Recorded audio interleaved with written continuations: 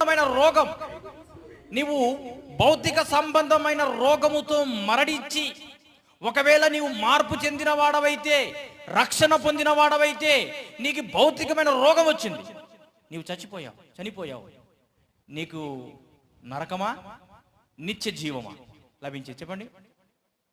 నిత్య జీవము లభిస్తుంది నీకు.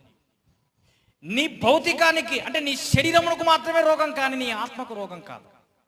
కానీ ప్రభునందు పిల్లారా, నీవు పైకి పవిత్రుడుగా ఉండి పరిశుద్ధముగా, అంటే శరీరం మాత్రమే పవిత్రముగా నీవు ఏర్పాటు చేసుకొని అనారోగ్యం కాకుండా, లోపల మాత్రము హృదయం మాత్రం పాపముతో నిండి నువ్వు మరణిస్తే మాత్రము నీకు నిత్య జీవం లభించదు, నరకమునకు పాత్రుడవుతావు.